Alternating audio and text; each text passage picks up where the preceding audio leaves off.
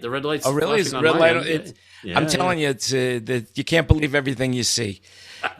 You just can't believe Okay. everything you see. You know, that's all I could say. You can't believe everything you see. All right, ready? Now you're gonna see it. Now you should see the red light. And we're on the air. Well, welcome everybody. Welcome to the SoundBroker Mastermind Group, a place where like-minded individuals get together, talking about our industry, which is the entertainment industry, live sound, lighting, staging, and video. And so we all get together. We exchange ideas so that we can figure out how to stay alive until we could all get back to normal, if there is ever such a thing as normal. And that's what it is: tips, trips, and news. And so today we have a very special guest in the room. But before we get to that, I just want to welcome everybody, and I want to thank everybody for showing up. And I also want to remind you that you make it happen. And one of the things that I really like to encourage is that if you like what you see, or even if you don't like what you see, still give us a like button, a thumbs up, give us a little review, and also spread the word to your friends and family so that they could come in and watch every Wednesday at 3 o'clock. And with that, remember, thank you so much, and a happy Veterans Day to everybody that is a veteran and that served for our country, keeping us safe and sound and free. And welcome to the 2020 after election party. There we are. Now we're all partying. Anyway, we have a very special guest in the room today. And normally we just like BS a little bit. But today, because our guest has to move on a little bit, he's got a dinner party later with some very, very fine people. And interesting chit chat is going to be taking place. It's Marty Hom, tour manager extraordinaire. Marty's worked with the Rolling Stones, Fleetwood Mac, Barbra Streisand, Shakira, Stevie Nicks. I don't think there's anybody that he hasn't worked with, including Van Halen. And so he's Alicia Keys, Bette Midler, when I met Marty. So let's give him a warm round of applause here.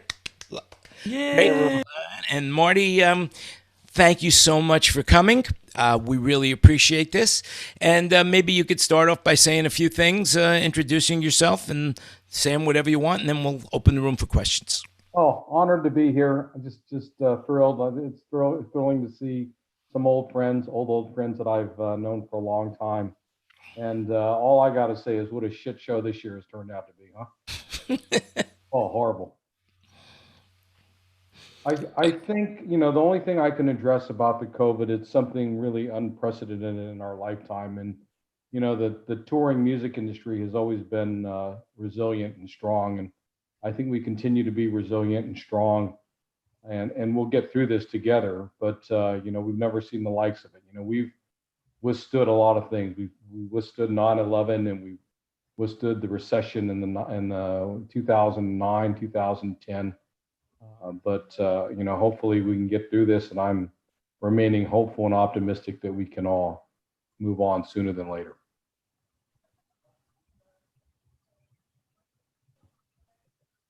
Well, we all feel the same exact way. Everybody feels that way in the room, that's for sure. But I have had about a million questions, and so the one question that, if I can consolidate it into one phrase, you're doing the Rolling Stones. They're the biggest band in the world. What do you know that we don't know? And I don't worry, was nobody's gonna do, listening.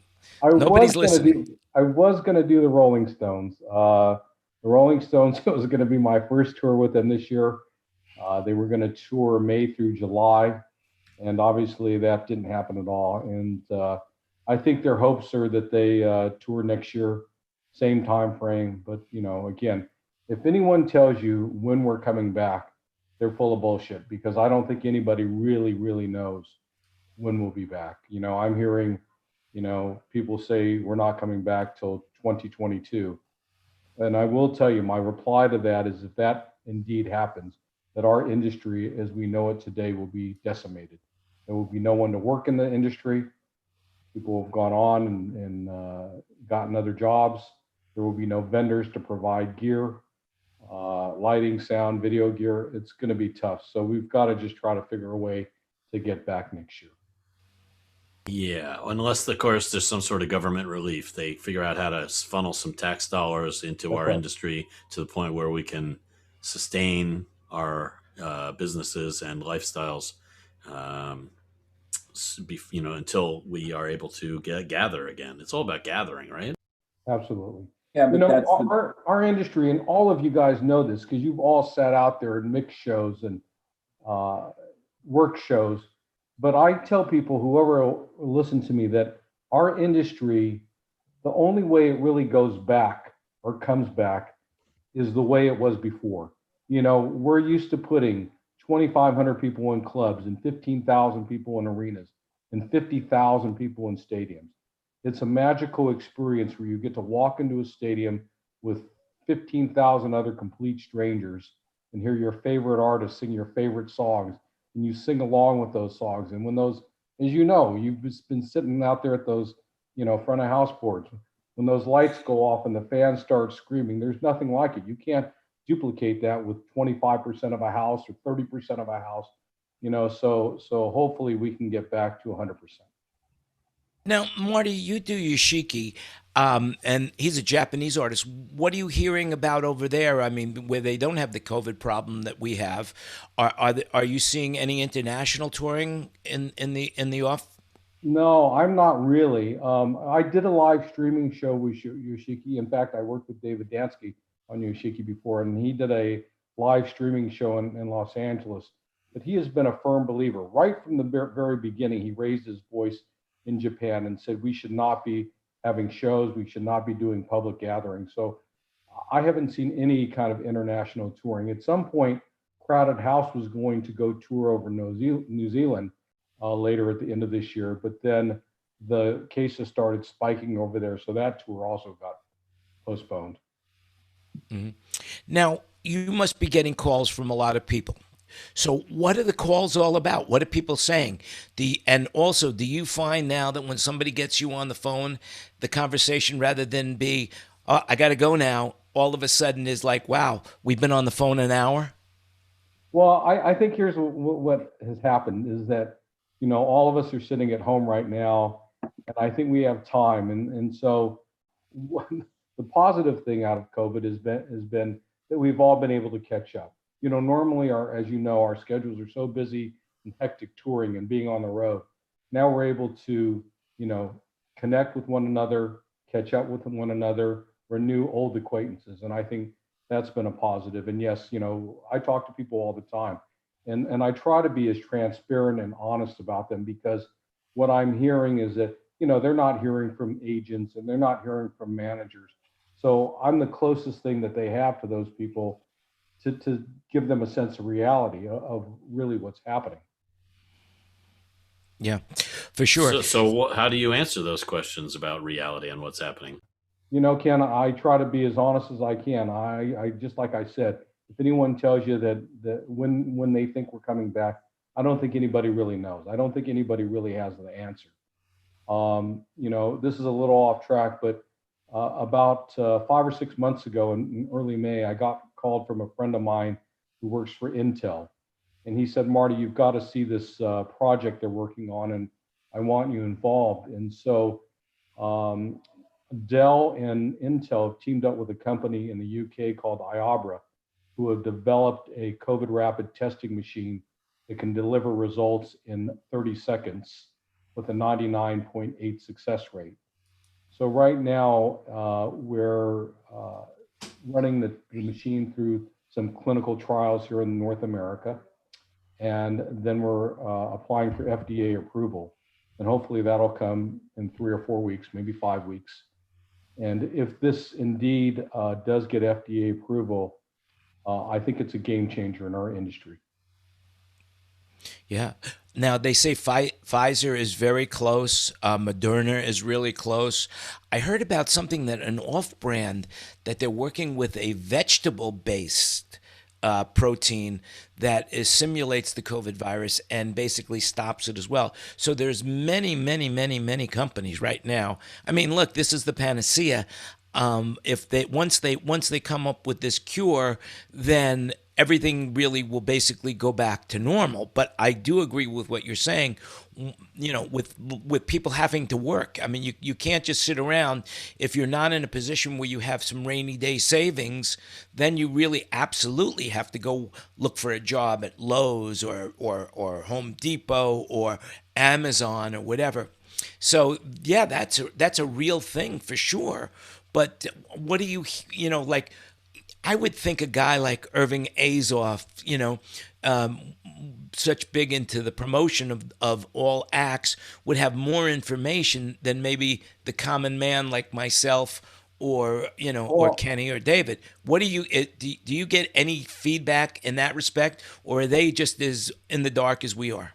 Well, that's funny because Irving and I email each other every week, and he asks every week, what's the progress of this machine that I'm working on? Because Irving, I made him aware of this machine. And I honestly don't think really the vaccine is the answer, at least for a year, because I think there's going to be a segment, without getting political, I think there's going to be a segment of the population who are just going to refuse to take the vaccine.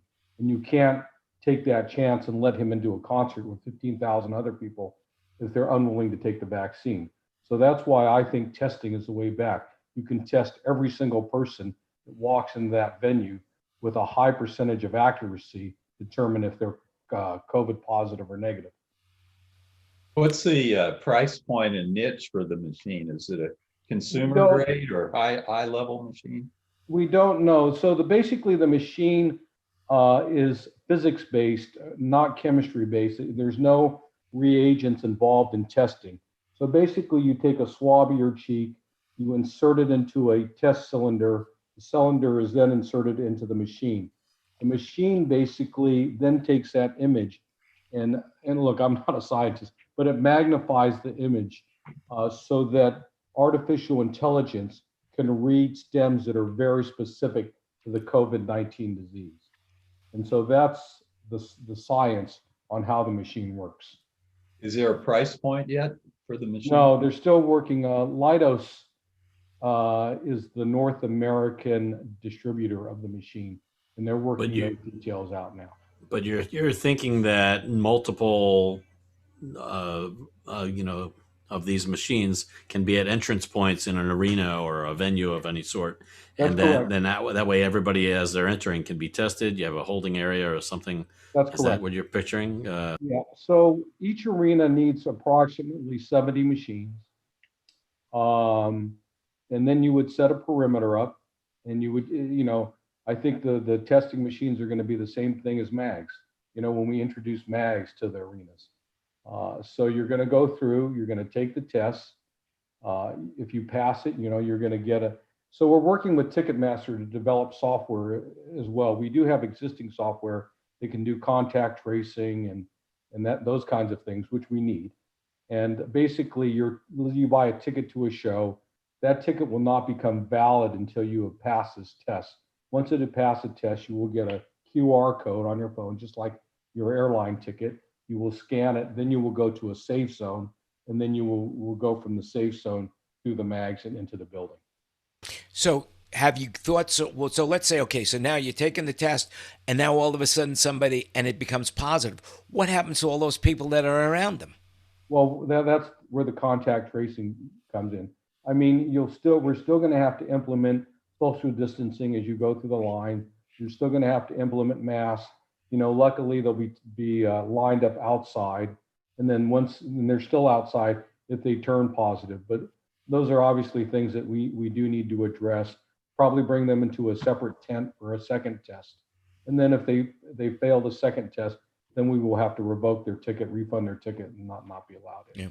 Well, one thing I might want to point out is what they're doing right now. I'm trying to get to Thailand, and one of the restrictions or one of the conditions is that I have to have a 72-hour test. So in other words, before I get to Thailand, within 72 hours of me arriving, I have had to have a COVID test. And then once I get there, they will test me again. So that might be something that in order even before you get to the stadium, you have a pre-screening that before you could even go down there, you have to have that 72-hour test. Yeah, that's what the UK is trying to implement right now. There's a group in the UK that are trying to implement this 72-hour test and trying to do a show in early December at the O2, from my understanding, and do the same thing. I just, and look, again, I'm not a scientist, but I just question the length of time, the 72 hours. You take a test 72 hours, then you're going to go into a building. What happens during those 72 hours from the time you took the test and go into the building? Yeah. Anything could happen there. Yeah, that's like not so great. But there's a lot of discussion about the validity of the different tests. Like I did a film shoot type situation a few weeks ago, and they had basically instant testing, a 20-minute result time. And I heard later that, that's only 50% accurate. Yeah, but, 50 to 70%, Ken. Yeah, but this test that you're talking about is considered highly accurate, yeah? So yeah, they're still running clinical testing, but they did do a test in the UAE about 2 weeks ago, and they did it in the hospital. So they brought the machine to the hospital in the UAE, and the hospital fed the machine 60 live samples. 30 of them were positive, 30 of them were negative. And the machine got all 60 samples correct with no false positives or false negatives. Great. That's great. When they can do that with higher numbers and prove it, that's great. Correct. Yeah. So Marty, do you think that this is going to be something that can be transported with a tour? Yeah, I think eventually every building's going to happen. They're probably the size of a large printer. They're not large. And then I think that every tour, like as a tour director, or tour manager, I think that every tour that can afford to take one, like I would purchase a couple boxes and a bunch of tests for a tour. I would carry them in, and I would take, every time we do a load in, if your call's at 7 o'clock, I'd ask guys to be there at 6:30 so we could take the tests. Right on. Yep. Just to keep the touring party safe. I'm going to ask the same of the artist. And I also think the future for touring is to carry some kind of medical personnel. Right. Whether it's a nurse or a doctor or somebody that consistently tours with the tour. Yep. So the testing sounds like a great thing, but I personally think that the public confidence in going to a gathering is going to increase exponentially when there's a cure. In other words, when you realize that, I can get sick with this thing, but it's not going to kill me. That's when that is a realization that is true, then that will really change things. And there's a lot of work on that happening. And so it's between the vaccine and the, the remedies. Those things are going to be game changing just as much as testing, I think. 100%. I agree. Yeah, I am seeing right now, the death rate is high. Now, Kenny, you had brought up Sturgis all this time, Sturgis. And now they're finding out that all these people that were in Sturgis have spread this disease everywhere. They have taken this disease from Sturgis and brought it everywhere. And if you look at the results in North Dakota and South Dakota, they have no more hospital beds. It's crazy. They're out of control. And those are rural states.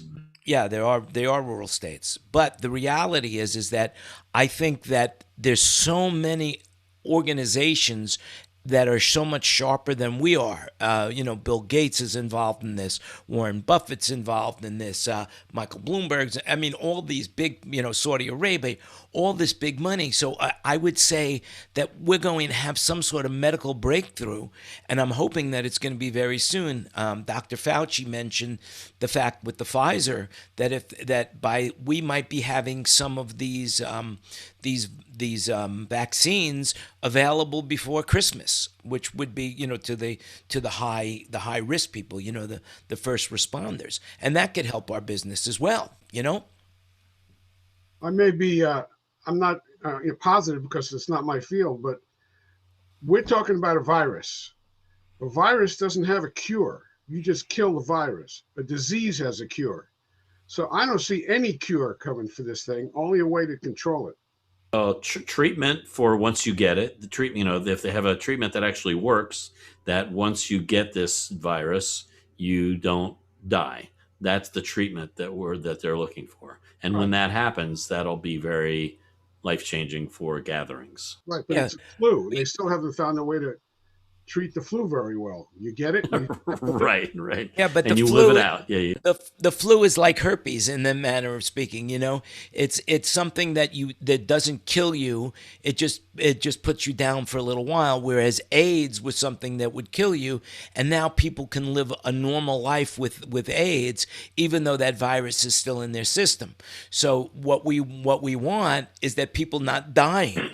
Once we get to that point where people are not dying, then concerts will be back to normal. Plus, who are the audiences of concerts? Most of the people going to a concert, and Marty, you know more about this than I do, but I would believe that people who are going to the concerts are younger people. Is that right? That's correct. I think, the older demographics, the people in their 50s and 60s are going to be a little bit more cautious about going to a show. I think though, the young people, yes, are definitely ones that are wanting to get out there. Mm-hmm. So unless we could always come back to the virus conversation, but I want to talk to something that affects everybody in this room, and that's equipment. And so now you are a tour manager. Have you given it any thought when we come back of what your requirements are going to be? Are you going to make Chris Carlton, if for example, are you going to say, hey, look, I know what you used last time on your tour, but we need the latest and the greatest? Are you going to be able to say, hey, listen, let's make everything work with what you got until we're back making money? Let me tell you, Chris Carlton works with me on Barbra Streisand, and he can have anything that he wants to make her happy. So look, I think that people have to be realistic. I think what's going to happen in the future for tours is I think people are going to try to condense the size of their shows. I don't think you're going to see the 15 to 20 truck tours anymore. I think you're going to see more 7, 8, 5, 6, 7, 8 trucks. I think also when this gets resolved and people start going on tour, there's going to be a high demand for gear, and so there's only so many speaker cabinets and so many lights that you can rent. So I think we all have to look at this as a community and be realistic and share, equipment and be able to share it so that everyone can go out there and make money. Yeah, I would agree. Now, John Brown, right? John Brown is in the room. I'm really happy John Brown. Hi, John. I'm really happy to see John Brown. Hey, Marty. And John has been taking care of himself as well during this time, right, John? You've been staying healthy? Yes, I have. Lost 170 pounds. Unbelievable. Congratulations. Thank you. Yeah. That's amazing, man. Yeah, he went to England. He lost his wallet. That's what happened. How do you start you? Sorry. I'm also taking care of my head because there's a lot of people. This is one of them that we could talk about how to be healthy together, because this is a mental issue as well. And a lot of people, like Marty said, are going to get decimated by this unless somebody comes to their aid, which I really doubt. And I don't want to be a pessimist, but who wants to bail out a failing company? Maybe the government, maybe not. So we all downsize to the best of our ability, which means our people have to sit on the sidelines for the most part. And that's where we lose the talent who go to work for the construction company or Amazon, or, if they're lucky, they are a manager of something, which those positions go like that because 50% of the companies are 50% of the country are unemployed. And so anybody getting a top-notch position has to really have the credentials to do it. And I've looked into it, because I don't want to take a paycheck. I don't want my wife to take a paycheck. I want the company to be sound when we come back. The equipment, you make deals with, the bank, which PRG has, and their group, you do the best you can without stringing other vendors out. I've also put in a lot of my own money, but what was it anyway? It was the companies paying me. So I feel that if you can do that to stay around, you will have to do it for 1 year from today. Because I'm a believer, like Marty referenced, some people believe 2022. My number one client is Garth Brooks. He plays 70,000 seat stadiums. And that's going to be the last thing to come back. And he's an absolute gentleman and greatest client I've ever worked for. And he'll do everything that is humanly possible to keep you in business. But there's only so much he can do. He's not going to float your company with all your employees and all your overhead for the next year. You have to get loans. You have to put your own money back in. You have to get an investor. And these things are work, and we have to talk about it. What did you do? How are you dealing with it? And I think it's important as a community to make sure we take care of each other, not with just ideas, but a phone call. How you doing? I mean, I say hi to people that I don't normally turn to because I'm too busy. And again, another bonus is if you have kids and a wife, you're getting to know them again because you've traveled all your life. And all of a sudden, you are as close to them over the last 7 months as you ever have been. You get to know what your kids are interested in day to day. And that's what keeps you sane, is getting back with family and friends. And I can't stress it enough. Anybody here on this panel can call me at work anytime if they're in trouble. I say that to everybody. It's easy to remember. It's 800-44-BROWN. You can reach it as long as you're in the US. You can reach me at that number if you're in trouble. So, and I encourage other people to reach out the same way. So that's what I got. And if you call within the next 10 minutes, we will offer you 2 Ginsu knives with that. But by the way, all kidding aside, David Sherman, you've brought that up before, and John just feeds right into that. And of course, I also want to bring Tom Source into this conversation as well, because Tom is also into health and well-being and mental well-being. So, but David, why don't you add a little bit to what John was saying so that we can get a little rounder field on that. You bet, Jan. Hello, everybody. Some of you probably saw the news item in the last few days from CDC. They've done a lengthy nationwide survey. People who actually contract coronavirus are diagnosed as being positive, whether or not they get hospitalized or not. People who are diagnosed with this virus, 1 out of 5 develop a mental illness or a psychiatric disorder. This is really serious news. 20% of those who contract this disease also are left for months afterwards with a mental disorder. Now, we all know that most people in the country, and thankfully, God willing, almost everyone on this call right now, have not contracted coronavirus. But we have friends, we have colleagues, we have working personnel that we are used to being around. And like Marty, Marty would be such a good speaker to this topic about the family, the community that is developed on the road for a world tour.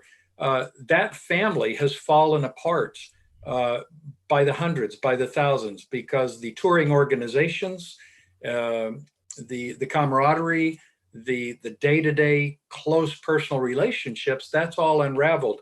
So all of our colleagues who have not developed coronavirus, have not been diagnosed, many of them are also at risk. This has been a personal burden of mine the last few months, identifying those people that are too proud to ask for help, maybe just embarrassed or ashamed to say, I'm losing it, man. My life is falling apart. And so what John said, I've tried to make it a regimen every day, 6 or 7 days a week. I try to just get back into that Rolodex, that electronic contact file, and call 2 or 3 people I've worked with in the past and I haven't heard from during this troubling phase in our society, and just check in.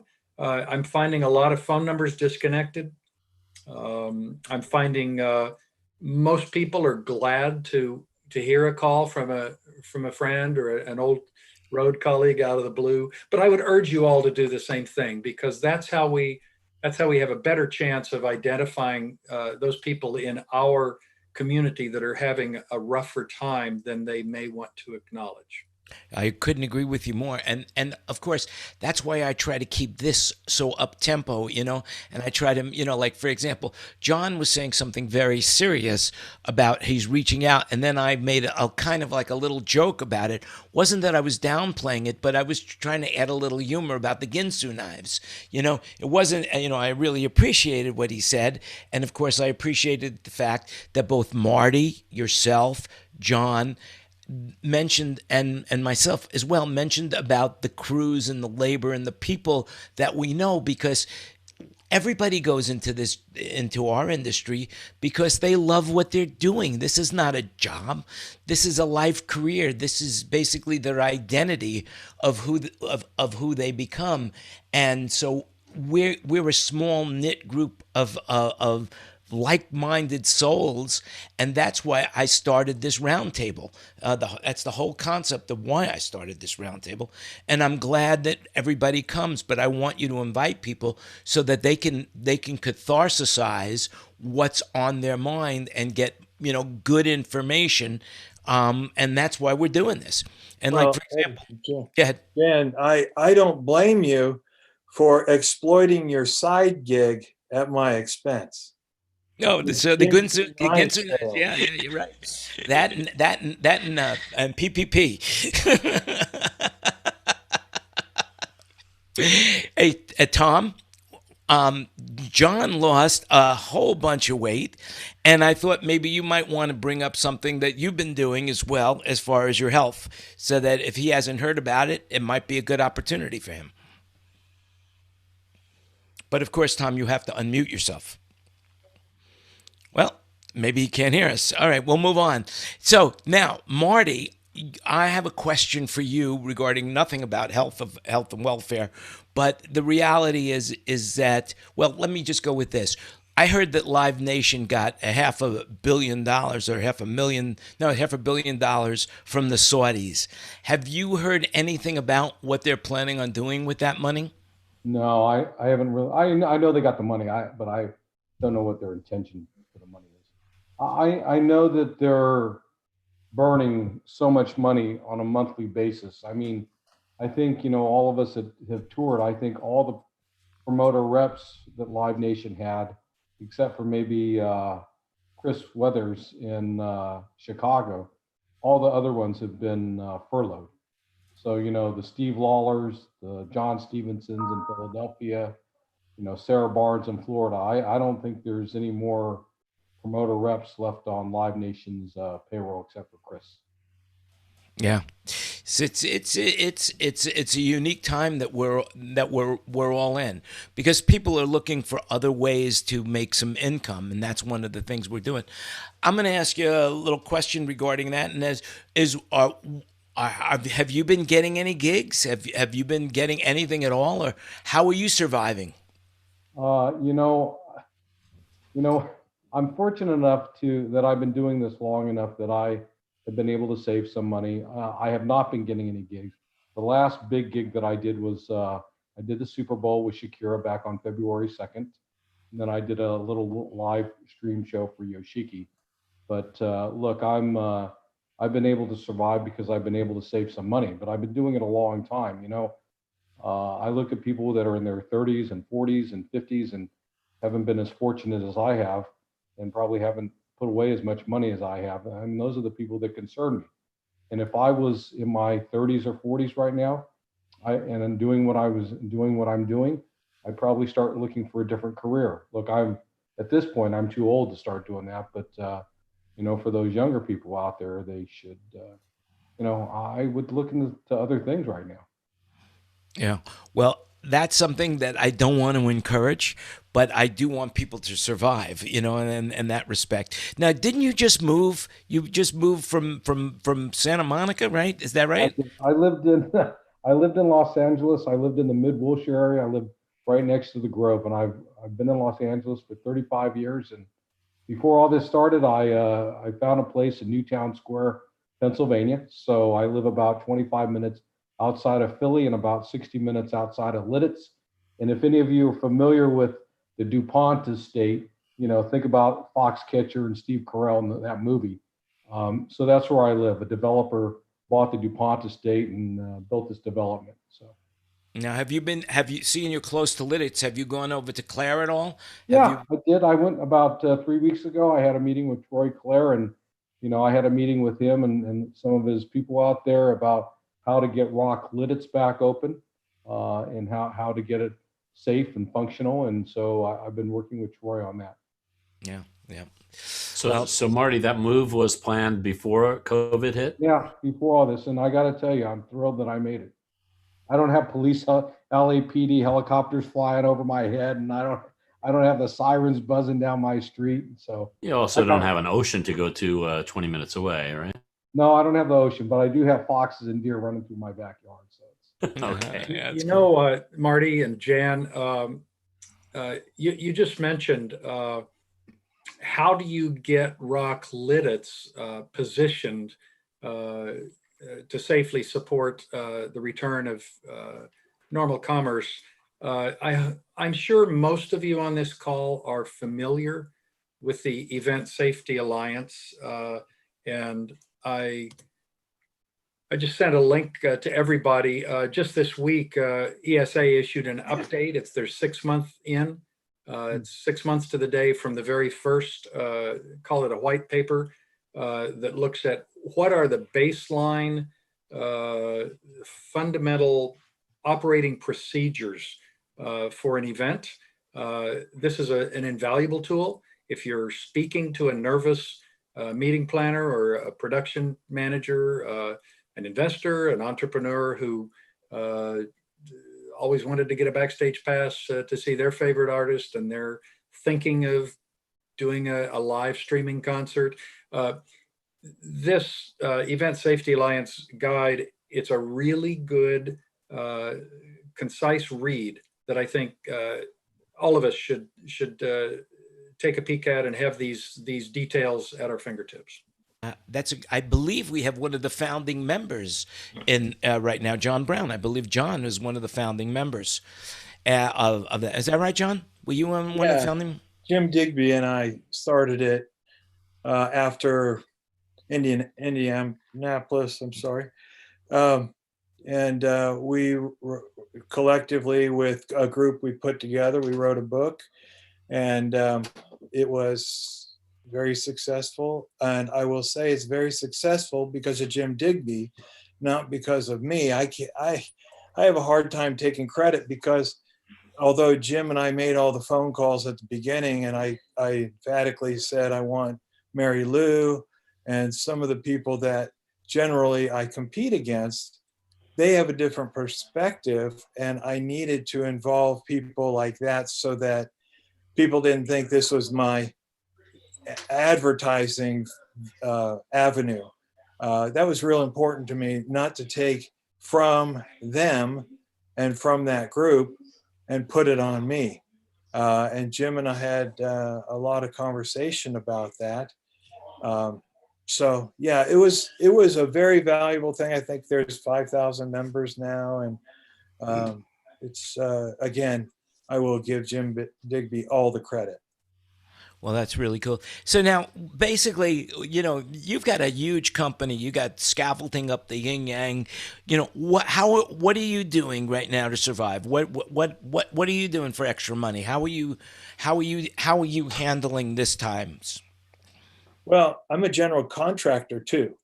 So I'm a general contractor, B contractor in California and Nevada. So I can build houses if I wanted. And that business, construction, is not slowed down. And they wear their PPE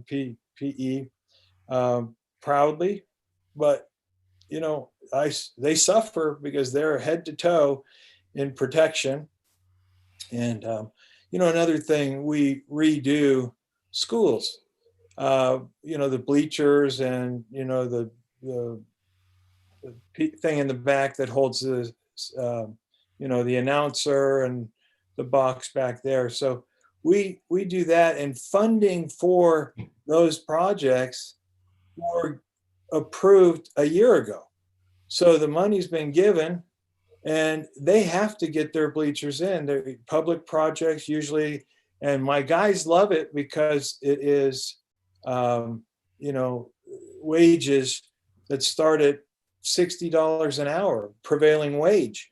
And so they're getting rock and roll numbers instead of being paid $15 an hour to drive a Amazon van. So we try to keep a number of people busy all throughout. It's certainly not the numbers that we do when people are touring. That is a very expensive and, really, I think, an important project. Whenever you take a tour on, you're immersed in that tour or you're not doing a good job. With these, it's simply put up the risers, put on the plank, pay prevailing wage, give the union a chance. That's all California asks, is that the union has, what should I say, people that want to be doing what we do. You have to have them do 20% of the hours. Apprentices is what I mean to say, from the union. And so that's a real hurdle to jump. But we're redoing Waterworld at Universal. That's all bleachers. And I put that in 20 years ago, got the contract to redo it. So that sort of thing, general contracting and assembly of other people's equipment as well. So when they don't have a contract or a contractor's license in California or Nevada, they use mine, and I take part in the installation. So let me ask you: do you have a job for Marty where he could swing a hammer for you to get some added income there? What's going on? Well, very, very soon. You don't want me swinging a hammer or using a saw or any of that crap, man. Well, there are jobs coming up that are diverse enough to where you're not on the road, that you can go to as a day job. If it's Fresno, maybe not. We'll have to stay in a hotel there. But any further than that or any closer to that, guys are going on day trips, San Diego, and getting the jobs done much faster because they don't want to stay in a hotel. And that plays to my advantage as well. So anyway, it's really about looking for opportunity in what you do, knowing what you do, knowing that you're good at it. And this is another mental thing. I'm not good at driving an Amazon van. I would be depressed. I mean, not to say that's a bad job, but I know nothing about it. I'd have to learn something new. But I know I'm a general contractor. I know I'm good at it. I know I have equipment, the scaffold already. I can manufacture things. So I do what I do well, and I'm not trying to reinvent myself. Yeah.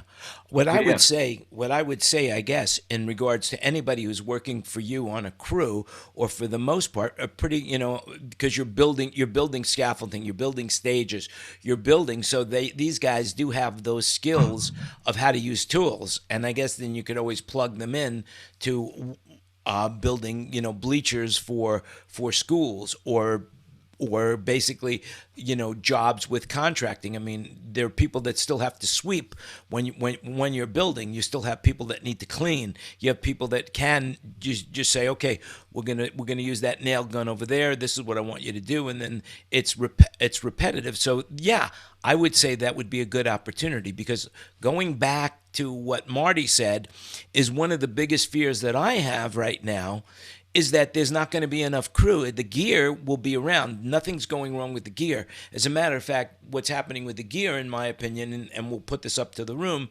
is that the gear actually has just expanded its life cycle. So something like an Avid profile that was at the end of life and now was going down to the regionals and the locals is now going to still be, if you still have it in your inventory, you're still going to be able to rent that out as a prime board.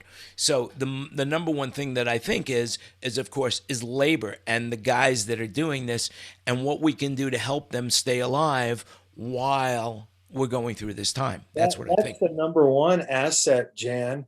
We can buy all the equipment, but without that asset of people, 50 of my employees have found another job in a different industry. Digest that for a minute. And what Marty said is in a year or whenever it is, we're going to be decimated. And we're decimated because of the people, not the equipment. The equipment can sit around. Most of it can sit around in a warehouse. We can work on our bank loans and they'll work with us. But the people, we're losing them. There's an overabundance of talent right now, an overabundance. But in a year, I don't think there will be. Yeah. We had Tim Murdoch last week, and he was saying, I believe it was Tim, I might be wrong about this, but he had a one-off gig, and it took him a week to get 25 qualified laborers to, stage crew. Because people are moving all over the country. We've done some work with IA where we are, and they've already told us that if they get a Brad Paisley show and they're asking for 100 guys, they'd have to literally. People would have to travel 3-4 hours to get to the gig. They have nobody left. Most of their workforce is gone. They're drywallers, they're truck drivers, they're gone. So I don't know what the big IA places are going to do when they can't get that much manpower anymore. Will people scale down accordingly? Will Garth Brooks go on the road and say, hey, instead of 23 trucks, let's take 2?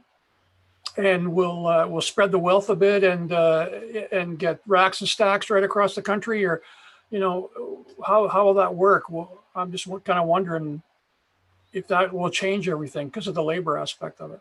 Marty, what do you think? Look, I don't know. I think you're still going to have those artists who want to bring their crew and bring their their own sound and their own video and their own lights. But I also think you're right, Ron. I think there's a segment of touring artists who are gonna rent regionally, who are gonna just, suck it up and try to do it regionally and try to keep their costs down. Well, I think that part of the issue, and I've sort of been, I'm Canadian, so it's a little bit different now that I'm on here, but part of the issue is that guarantees are gonna go down like a lot, and to the point where some, a conversation that was a few weeks old now, but was that if this doesn't come back and Live Nation doesn't do anything, that their guarantees will be gone. Like they just won't. So at that point, what's an artist going to do? I mean, the difference between 23 trucks and 2, and then keeping everything else. I mean, obviously, it's a fiscal responsibility to sort of look at it that way as well. So if the it just becomes financial for everybody. That's right. I've read things, I'm sorry, Jen. I've read things that artists are now not going to get a guarantee, that they're going to get a percentage. Look, I don't know. I've also heard, and I don't know if it's true, that, they're going to try to renegotiate salaries for the crews. And, that's hard for me to accept, because this is when these people will need more money more than ever. And how can you go to them and say, hey, you need to take a pay cut because we're taking a pay cut? Look. These people, most of these people, and Dave referred to it earlier, this is a family. These crews are family to these bands. And I think that they will think about that, and that they will, do the right thing and hopefully take care of their crew and not ask them to take reductions in salary. And they're going to need the money. They're going to need it more than ever when we get back. Yeah. Now, have you heard anything about advances? Because we're hearing that the tour promoters are going to cut down advances for these bands. Have you heard anything like that? No, I haven't, but that wouldn't surprise me either. That one, they're going to try to keep as much cash in the bank as possible. No. Now, Marty, I know you told me that you had a limited amount of time, so we're now 45 minutes into this. How much more time do we have for you for? I got about 10 minutes. I'm having a great time. So. Okay, good. I have a question for Marty, if you can, Jan. Why can't you? Well, because maybe you got a better question. I doubt it. Well, you wouldn't know. Let me hear your question. I'll let you know if I have a better one. So a while back, I saw that I got Eric a better Clapton, one. I got a better one, Kenny. I got it. Eric Clapton or the promoter is advertising an Eric Clapton tour in, I think, April and May in the UK and Europe. And I was just wondering your thoughts on the probability of that happening or not. I don't know. It's, again, like if anyone tells you they know when we're going back, nobody knows. So I think it all depends on all the developments on the things we just talked about, the testing, the vaccine, the remedies to lessen the effects of COVID. So I don't really know. Look, I know that the Stones want to go tour in May next year. Is that going to happen? I don't know. No. Nobody knows. But speaking of Garth Brooks that John brought up, now we've also heard that Garth is going to do small shows at Elisa Stadium, right? I mean, wasn't he supposed to open it up with, a 70,000 person crowd? What's going on with that?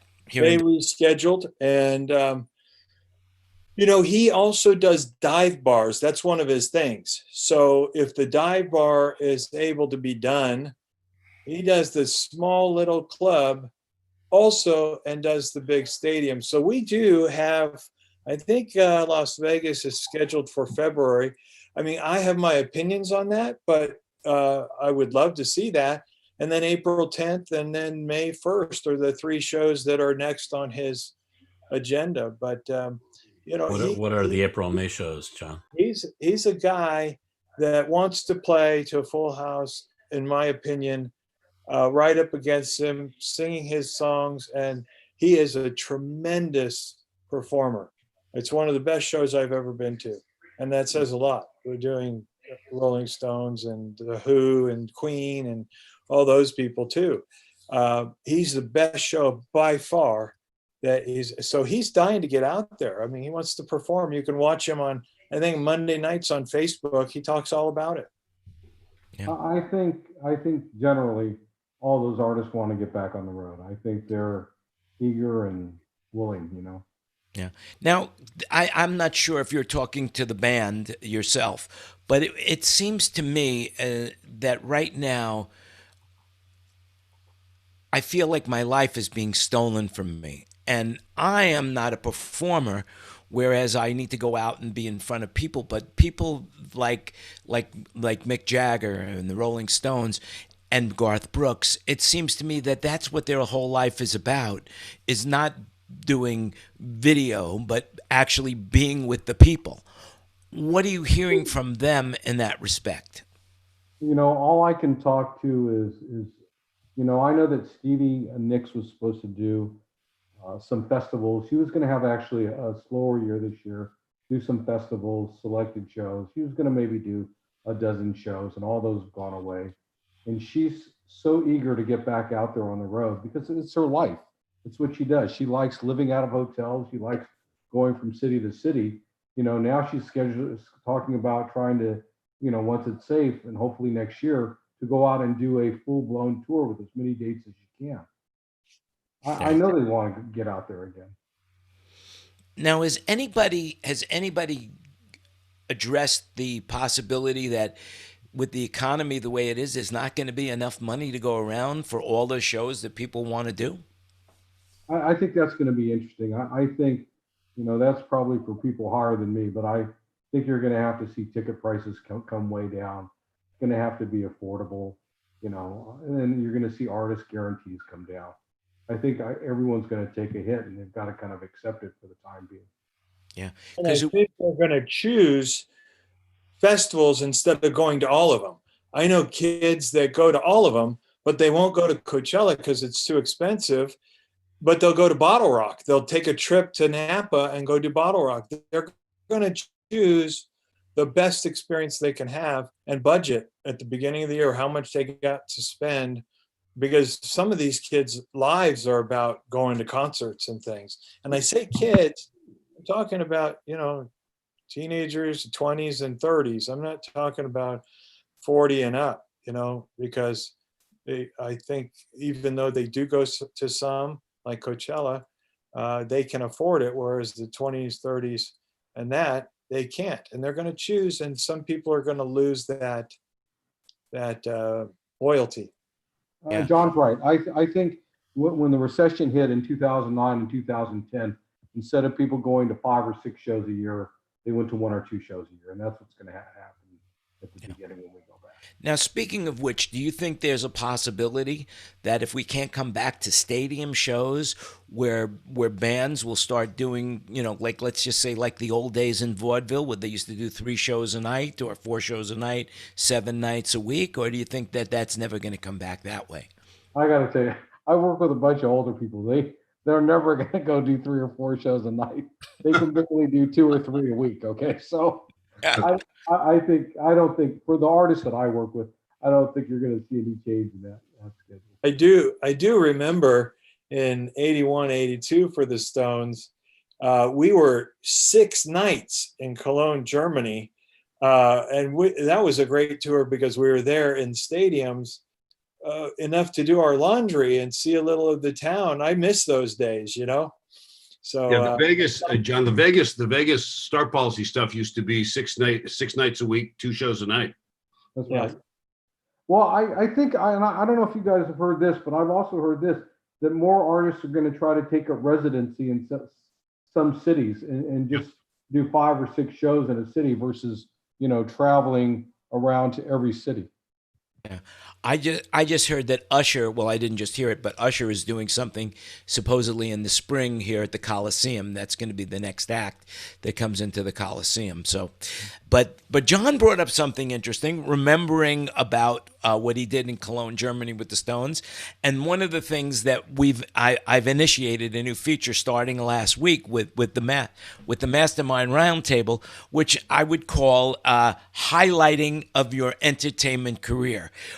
A moment in time that will stand out in your mind for the rest of your lives, that basically, on your deathbed, you'll be telling your kids about this experience, not about having your first child or something meant like that, but something related to your career in a moment. Like, I'll give you an example of something that happened to me. I was doing when I was producing shows, I had an opportunity to do a show with Alex Trebek. And that whole show was really cool. It was Alex Trebek, Robert Guillaume, and Suzanne Summers. And it was a benefit show. And I remember Alex was the nicest guy in the world. He would do anything for me whatsoever. Robert Guillaume, the same thing. Susan Summers, what a pain in the ass. That's all I could say. At one point, Alex Hamill and we almost got into a fist fight. But the reality is that my highlight of Alex Trebek being a great guy. So, Marty, could you give us an example of, some of the things that really stand out in your mind? And when you tell somebody this story, they say, wow, what a story. That's great. I wish I was in the entertainment business. Well, we don't have hours, but I have so many.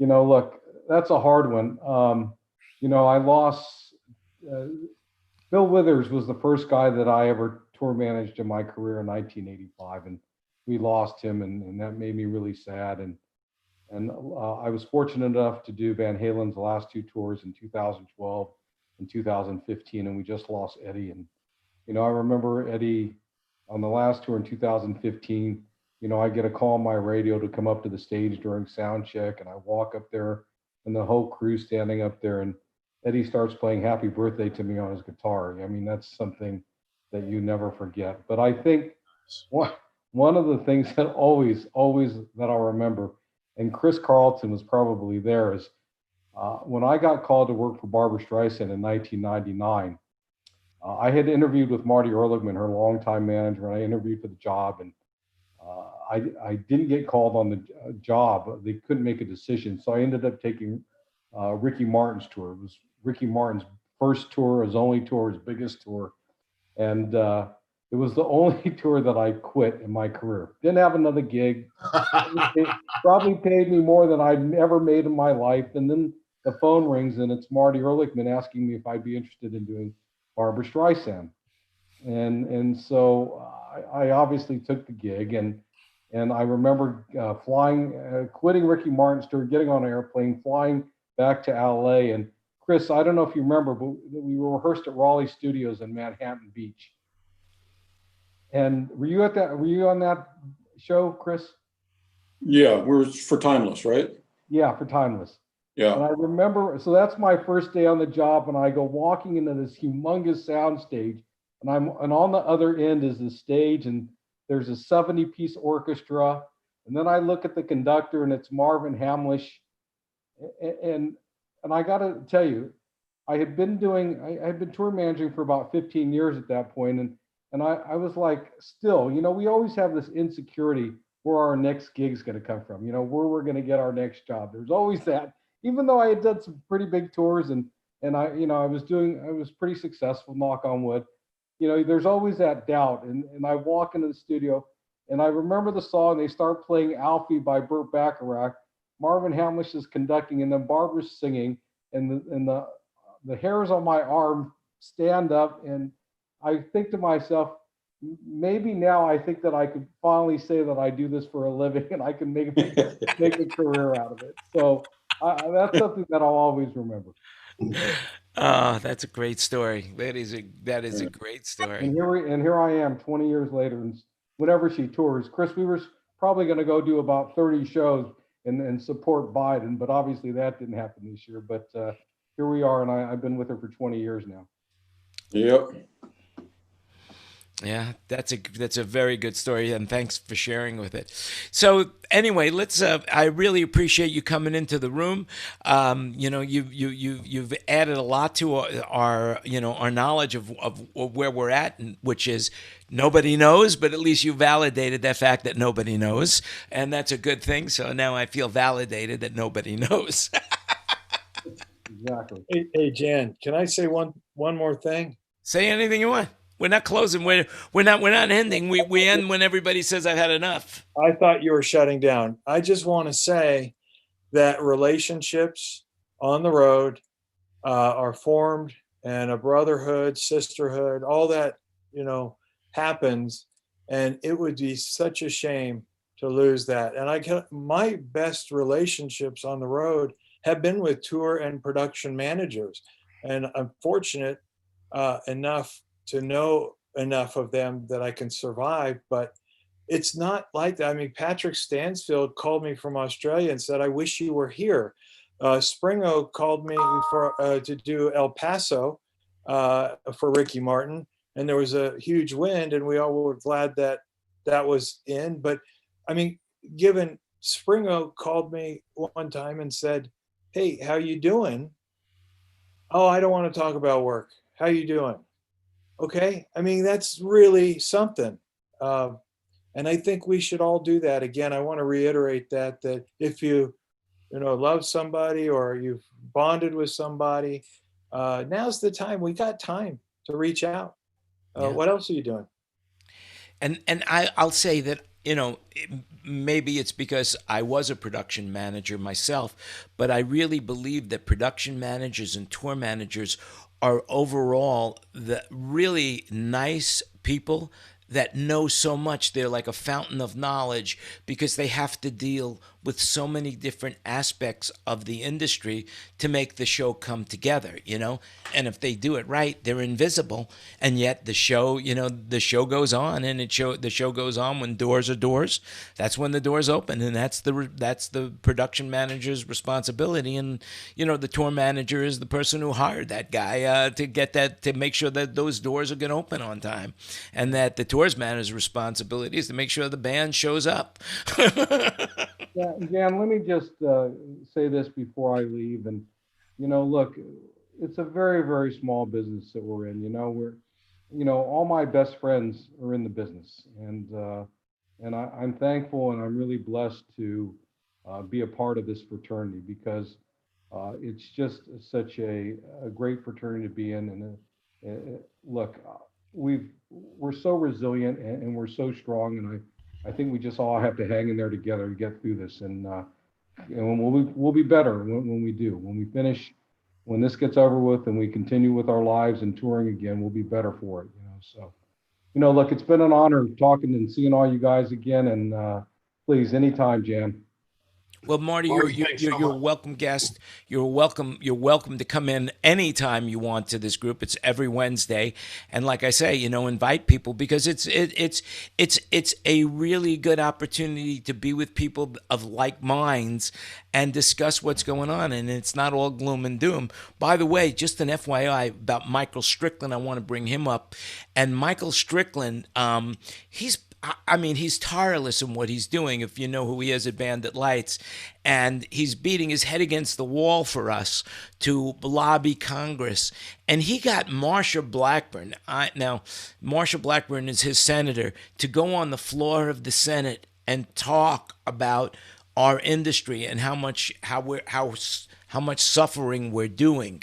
And that is brilliant. And we can put the link, Tina will put the link up in the chat if you want to see Marsha Blackburn talk about our industry and how decimated it is and how much we need money. So there is a positive sign there. It is, and he's doing all these call to action. So I thank Michael Strickland. I hope he's listening.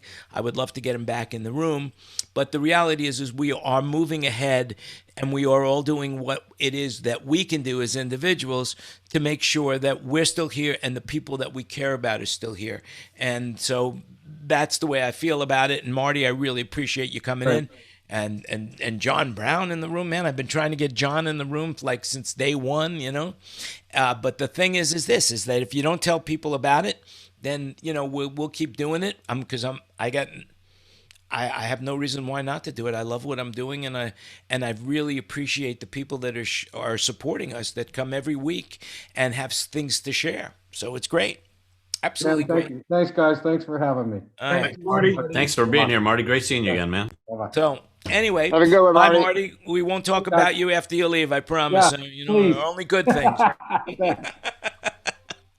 So anyway, who else has got something that they want to say? Boy, that's crazy. He moved from LA to Pennsylvania, huh? Whoa, what a guy. That's a huge move. Well, he told me some months ago he wanted to get pre-positioned to help make sure there were some good, clean, honest elections in that state. Yeah. Oh, that's what it was for. Yeah, very good. That's forward thinking. Well, could you believe Pennsylvania? Who would have thought Pennsylvania? Remember, Marty started as a tour accountant, and Yep. he's always been keeping a close eye on numbers. I'm really glad that he's not moving to Pennsylvania to be closer to Mountain Productions.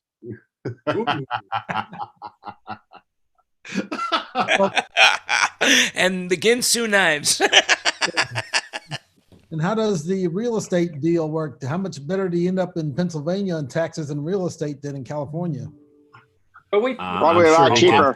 I'm sure he could get a palatial estate for the price of his cottage in California. Yeah, we talked about that last fall before he and his wife decided to actually put an offer in on that place, and he said with his accountant's hat on, it was a no-brainer. Yeah. I mean, the property in California is worth so much. And when you now, unless you actually have to be there, like you're a waiter or you work in a retail store, you really don't have to be there anymore. I mean, one of the other problems that we're going to have as a society is these major cities like Manhattan and San Francisco.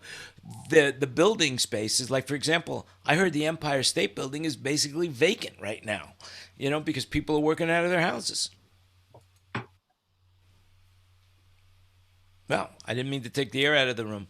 And that's going to continue because it works. Let's put some air back in. So David Dansky, Jan was talking about things you remember from over the years. And I got to call you out on something that has meant a lot to me over the years.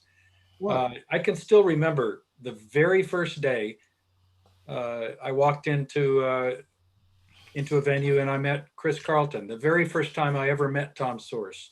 The very first day I met Kenny Newman. But the first day I met you, David, was at the Carnegie Deli.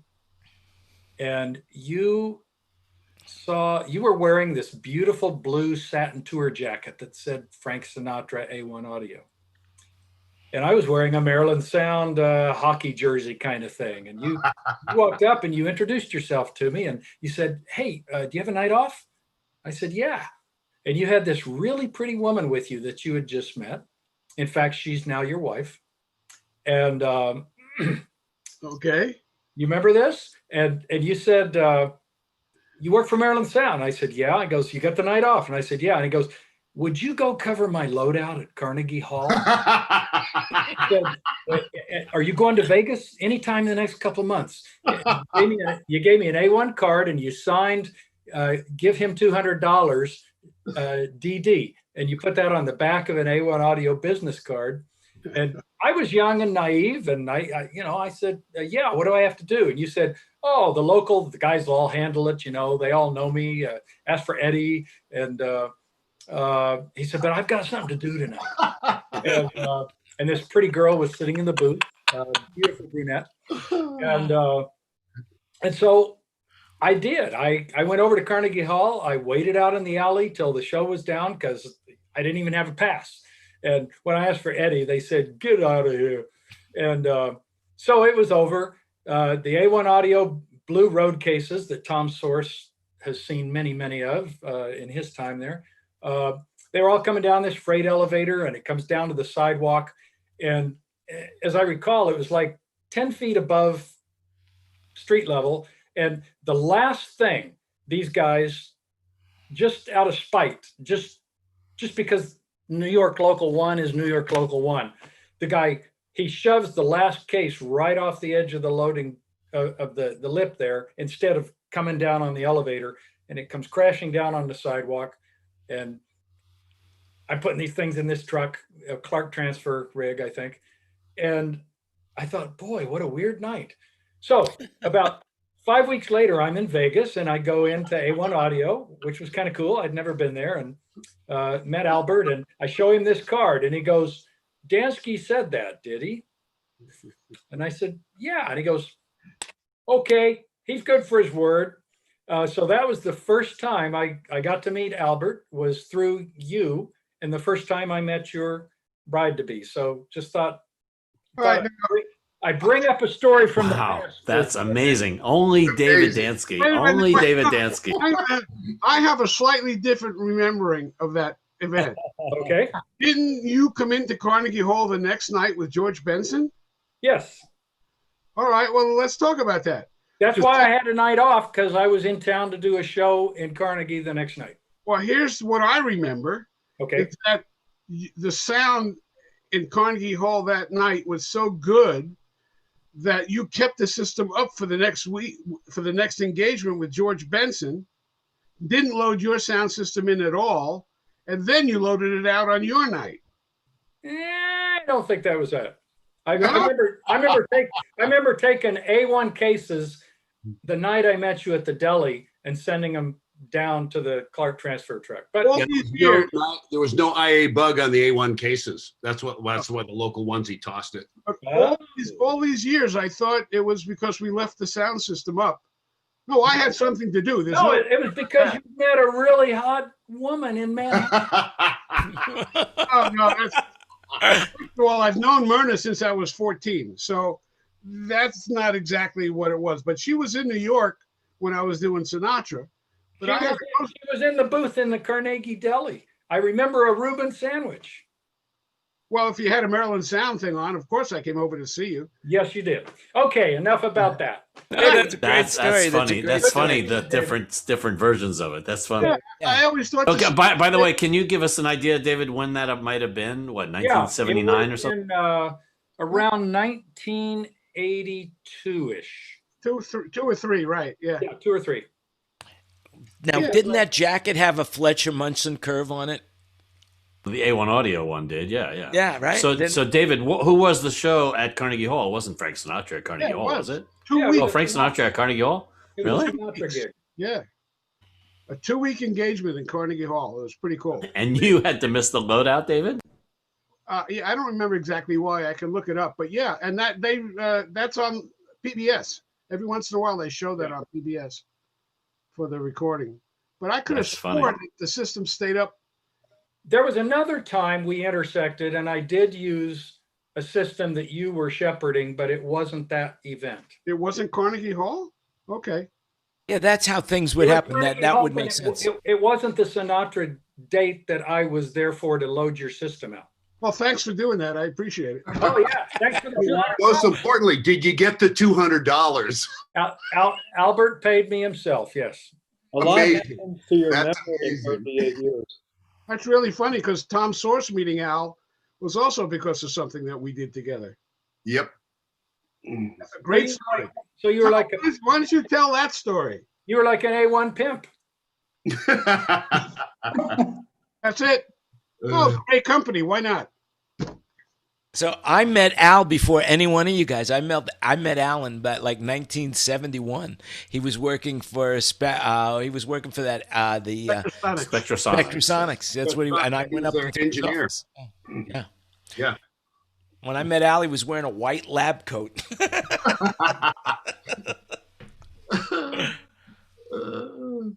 You know, he was in the Air Force, U.S. Air Force. I'm sure most of you know, and Yeah.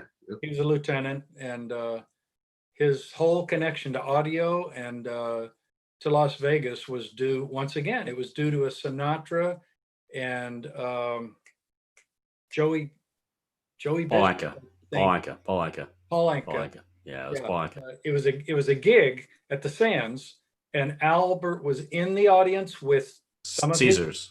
It was at Caesars. It was Caesars. Some And of Albert the- was Heard the Albert story was more than still- once. Sorry, David. And Some of the Albert was other still Air a Force lieutenant. He colleagues. was still a lieutenant in the Air Force, and they were sitting around. And Dave Rogers, that was the guy that you know, in those days, you know, the showrooms were house sound guy. controlled by the you know who. Dave Torty is doing it now. Yeah, and Has Al been for had a the long time, balls but- to say to him, "Hey, you got a buzz in your system." No, wait. The way I heard the story, Jan, was that they were, you know, Al likes to talk, so it stands to reason this story is true, and that was that they were chatting after the show. He and his buddies were chatting. They went to see Paul Anka at Caesars Coliseum, and they were chatting some more, and the whole place is empty except for those three guys or whoever he was with, right? And then the curtain opens. And all the technicians come out. We got to find that buzz. You know, Paul Anka is having a fit because there's a buzz in the sound system. So they're trying to find this buzz and and Al helps them find the buzz. They find the buzz, and now he's their hero, and Al now he's didn't Paul help. Anka's hero. Al didn't help him find the buzz. He found the buzz. Okay, all right, same difference. But anyway, the point is he was instrumental in finding the buzz. So consequently, they said, "Oh, you got to come meet Paul Anka," you know, and so forth and so on. And that was the beginning of his relationship with Paul Anka. Yeah. And hence the relationship, the beginning of his A1 audio, you know, because he said, "Oh, well, I'll rent you some equipment." Oh, okay, great. You know, Al was the first one that introduced me to Hank Catania, I think was his Hank Catania. Yeah. And, I'll tell. That's the I'll end tell. of Frank Sinatra, Hank Catania. and he said, I got this thing every year out at the Marriott, you know, at the golf thing. Yeah. I got an invitational that I do with Frank, and I need risers for all the tables and stuff. And I did that probably the first 4 years out of scaffold, right? There's Hank. Is that Hank? Then I was doing also at the same time Bob Hope in the same room. And I was so tired of doing this out of scaffold. And in those days, there was no All Access, Tate, Accurate, Gallagher, all these people who make 4x8 risers, that I broke down. I bought a bunch of Seco or it wasn't Staging Concepts. What was the company's name? I forget. But I was their first order of 250 risers. And from then on, man, I didn't have to send. I sent maybe a third of the guys to go build it because it wasn't hammering away. It was just coffin locking everything together. And Hank was like, isn't there a better way to do this? You know, because it was a big thing that needed to look good. And back then there was nothing manufactured that really looked good except for these Wenger, that's the company, Wenger decks. Yeah. So that was the only game in town. I finally broke down and bought 250 of them for the Bob Hope and the Frank Sinatra Invitational at the Desert Marriott. But Al did the first introduction to Hank. Yeah. An interesting thing is that I actually this year, Wenger was the one who built the Showmobile. They built that in 1964 for Bob Hope. That was that they designed that for him to take to Vietnam so that he could do the USO tours. Wow. First mobile stage.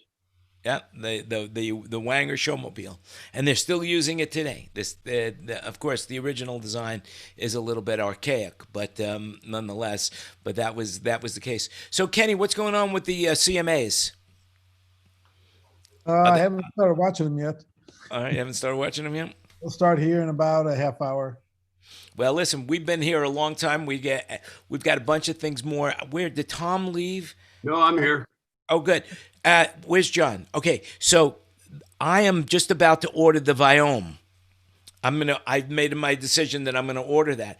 Well, but that only took you a month. Well, I've been waiting for Michael Brown. You know, it's like that old Woody Allen joke where where his friend Eggs McMurphy ended up dying, you know, because he had the same disease, and he felt he would save some money rather than go to see the doctor. He'd let Eggs go to the doctor, and so the next day he calls Eggs' mother and he says, you know, how's Egg? And his mother said Egg died, and so Woody Allen runs to the doctor, gets all these tests done, and then when he talks to his mother about a week later, he says, well, you know, what happened? How long did it go? And he says, well, he was crossing the street to go to the doctor when he got hit by a truck, you know, so that was the thing. But so I was waiting for Michael Brown to see how it went, whether it really worked. And now I'm watching him, and I'm watching him lose weight. I'm watching his complexion get better. I'm watching, you know, it just seems like it is really working, this Viome thing. And so John has been losing weight and stuff, and I thought maybe you might want to tell him about that. Well, I don't want to lose any more weight. I'm done losing weight. But no, this is about staying healthy. Okay.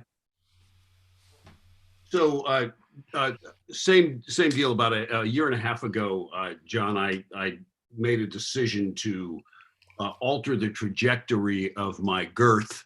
And I'd gotten up to about 242 pounds and was pretty happy about it, drinking a bottle of wine a day, enjoying myself.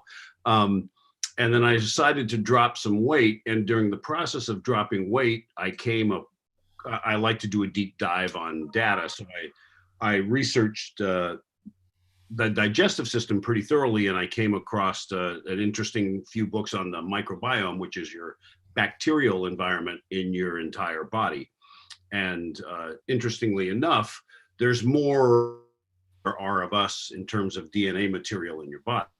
There's billions of bacteria and viruses in your body. You're basically a walking host for bacteria. So in my research, I decided to start to improve my digestive health because I stumbled upon this little fact that your protein synthesis diminishes with age. And I'd never run across that fact before, and that's kind of important to know, which is why your muscle density diminishes.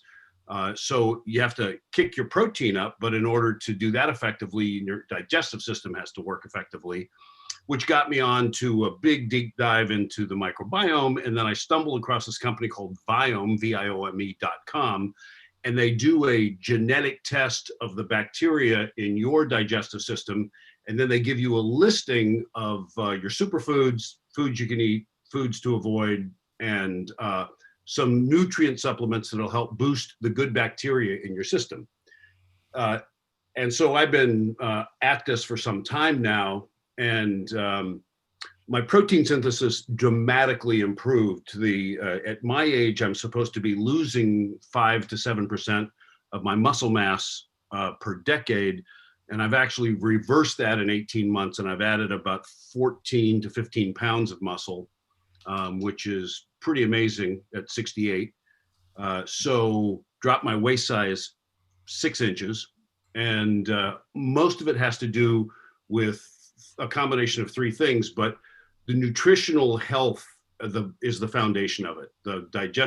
My digestive system's ability to get the macro and micronutrients out of the food that I put in it gives my body the energy it needs to do this turnaround. So I highly recommend Viome.com. They have a couple of different things you can do, but I'm a really strong believer in it. And it's worked for me. Then my wife saw the change in me and she's been on it for a while, and now my kids are doing it. It's a whole thing. It's a family affair. Do you get the supplements direct from them, or do they recommend company? They just started doing that. When I originally did it, it was an RNA test of the residual of the bacteria. Now they're actually doing a DNA and RNA test, and they're coming out with recommended supplements. But originally, I had already done some of my own supplementation, so I took their recommendations and I added a prebiotic, a couple of different probiotics, very specific, and boosted up my D3 and K2. That was their recommendation. How many tablets or capsules total do you take every day? Of different things. There's a bunch of. I do 3 separate rounds of nutrient supplements, but they're very specific. I take 2.5 to 4 grams of creatine a day for muscle development. I do a probiotic powder form in the morning with a polyphenol mix that I get from Dr. Gundry. And then, normal stuff, vitamin C, E, A, D. There's a couple of unique things that I take that you'd want to do some research on. NMN is one of them, which is a precursor to your mitochondria. It's a really cool thing. It's from a book by Sinclair called Lifespan. And because your mitochondria kind of is cellular development. So there's a few things I do for that. But, not too elaborate. Now, Tom, and was that from the Viome that they told you needed those supplements?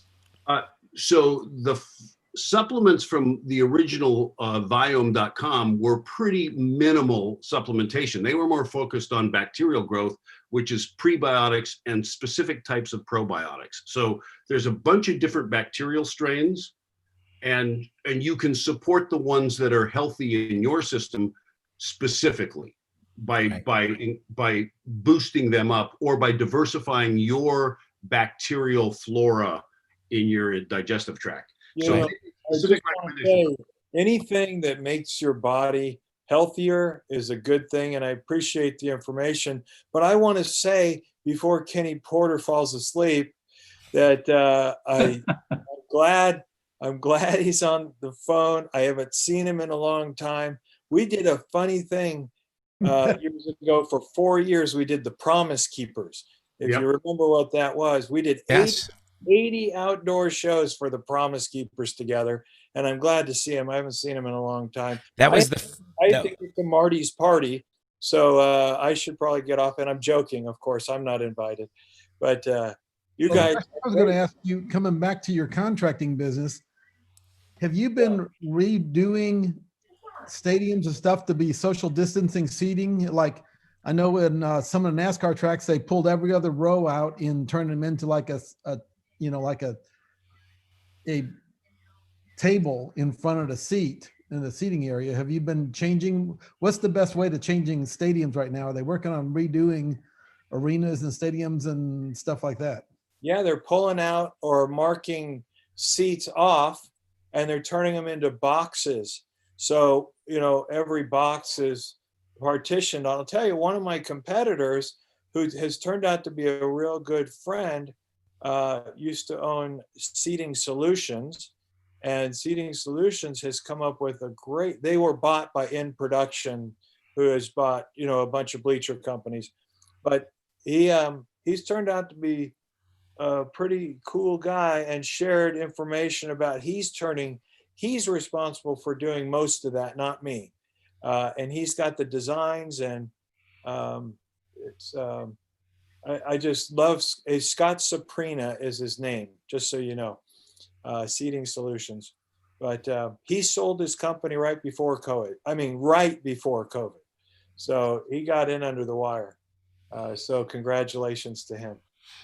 That's really cool. Well, listen, I want to thank everybody for coming. I want to, this was been amazing, an amazing, hour and a half, if not more. And I'm sorry for keeping those awake that needed to be sleeping, but for those but I will tell you, recommend this to your friends. Post it on social media. We're going to do it every Wednesday. It's ongoing. I've already paid for the year, so you know what? It's out of my hands now. And all I will say is this. I'm adding new features all the time. And so the last thing that I want to say before we go off, and I'm going to call it It's Worth My Time segment. This is the Worth My Time segment. So if anybody has anything that they want to share that they have found during this week, no matter what it is, a book, a TV show, a movie, something on Netflix, something on Amazon, what is worth my time? And I want to turn the floor to Mr. David Dansky because he turned me on to something this week that was definitely worth my time. And so, David, why don't you just mention what it is so everybody can understand it, and then we'll do something else. All right. So the main creator of Everyone Loves Raymond. Everyone Loves Raymond is Phil Rosenthal. He's a very funny guy, but what he does is even more funny. He has a show on Netflix called Somebody Please Feed Phil. And he picks a city, Rio de Janeiro, Las Vegas, it doesn't matter, Bangkok. He picks a city and he goes to that city and he eats in that city the most amazing things with the top chefs of the world. And he is a riot as he's tasting the most incredible foods. It's just a fun show to watch, and it makes you hungry.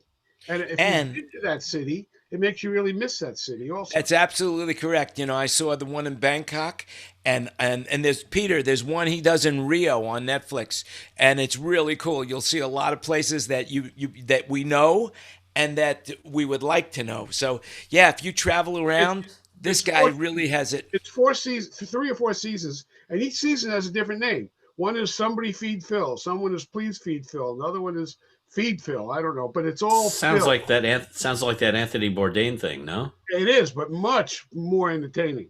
Oh yeah, because Phil's a comedian, so it's very funny, and he's very true to life with a very humorous twist on it. And the food, I've been to a lot of the places like in Bangkok, what he recommends, and I think he's right on the money. I mean, he's right on the money. And in the Rio, same thing. I've been to a ton of the restaurants. I don't know if they're still open anymore, but I'll give you one story. He did this restaurant on this walk-in thing in Bangkok. This woman, it's just a little street restaurant, and so many people started going there. She got a Michelin rating, and she had to call Michelin and beg them to take the rating up because she couldn't handle the business. So, hey, Jan, I've been reading a great book this week. I share picked it. up on this at the Texas Book Festival. It's Hold on, let me. Green Lights. It's called. Really great book. Really some great stories. Matthew McConaughey. I saw her. Austin legend, man, an Austin, Texas legend. He started his career with Dazed and Confused. Amazing stories about how he grew up and his dad and his brothers. Just really worthwhile read, I think. Okay. Anyone else have anything they want to share? Kenny. Well, I was telling David about this, and I hope it's not too immature for the group. But there's a TV show that Cheryl, my girlfriend, likes to watch, and so I watch it with her, and it's very entertaining. It's called The Masked Singer, with Nick Cannon as host, and it's where the singer, well, they're not really singers, where celebrities put on a costume, really great costumes, and you don't know who they are. They disguise their voice when they're talking, and you don't know who they are. Anyway, if you've watched it, this season is particularly interesting because they don't have an audience there in the studio, but the video editors and the audio editors are so good that you would swear there's an audience there. It's really well done. Point two about it, not only is it well done, Paul Anka is the broccoli. Okay, so Paul Anka is on there as Broccoli. So watch it. It's on tonight. Actually, it's on tonight on Fox. And Paul Anka, I don't know if he'll be on tonight because they do it in groups, and he's in Group C. But I mean, nobody told me that Paul Anka was there. But I recognized his voice, recognized his mannerisms, and then I did an audio recording of the show, pitched it down where they pitched it up, and you can definitely tell that it's definitely Paul Anka. So anyway, it's very funny that Paul Anka is Broccoli on Masked Singer, and I appreciate the production values of that show because of how well they deceive us. No, Well, well, if they with were that, take I the will. first 2 years and rerun them. They can pull out timing and stuff of the audience's audience shots from 2 years. Exactly. They've done it. They've done it really well. Yeah, they did. They did it well. And the other thing I will say to you is that I first saw that show in Thailand, and I thought it was the stupidest show in the world. But it evidently, what do I know? Because it's all over the world now. 20-somethings, yeah.